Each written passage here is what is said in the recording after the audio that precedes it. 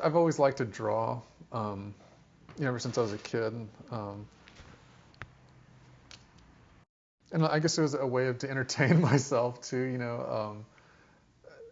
I guess some people are really drawn to sports, and I liked sports and stuff when I was a kid too. But I always got the most satisfaction out of either like making something or just drawing something, trying to like replicate something in two-dimensional form with a pencil the best I could, and kind of always just trying to get better and like kind of feeling, I don't know, there's kind of a good feeling of accomplishment when you draw something better than you've ever drawn it before. I guess it's kind of like, yeah, like I didn't know I could do that, but you kind of did it, and then it gives you like, I don't know, it kind of helps you keep on going, and then there's always something else more difficult out there to draw, and then there's all these ideas of style that kind of come into it at some point, and it's just kind of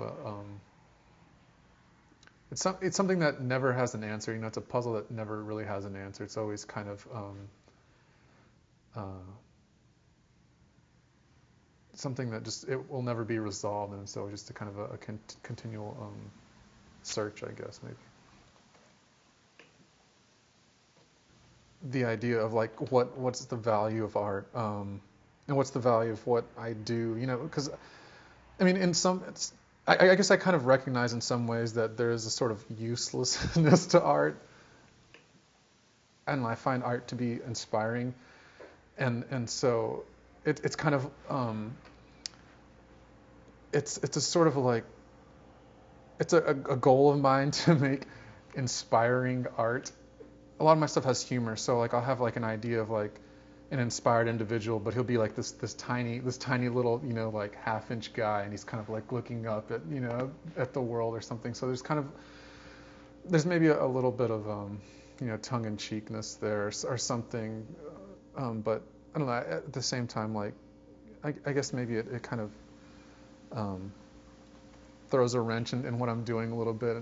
There's something like in art that's I think art in some ways, like in its purest form, is kind of seen as like decorating a pot or something. It's kind of like it's kind of distinguishing this pot from a set of other pots kind of through one's uniqueness, or kind of like one's hand, and kind of just it kind of making it special. Back a couple of years ago, maybe it all some of the stuff that I do now kind of started from this collection of United Nations memorabilia that I kind of started collecting, mostly getting the stuff through like eBay and stuff, because it's St. Louis is not known for having a lot of this type of stuff just lying around in garage sales. So I don't know. I guess I like the kind of optimistic, like highly idealistic kind of nature of the stuff. Most of the stuff is just kind of a collection.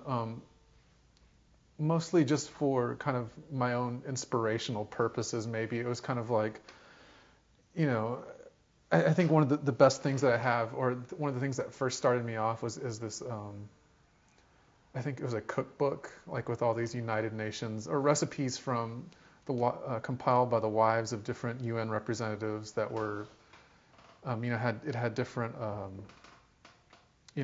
recipes, from Brazil, from wherever, from all over. And I don't know, there was just something that I liked about that idea that maybe a dinner party could in some way bring people together.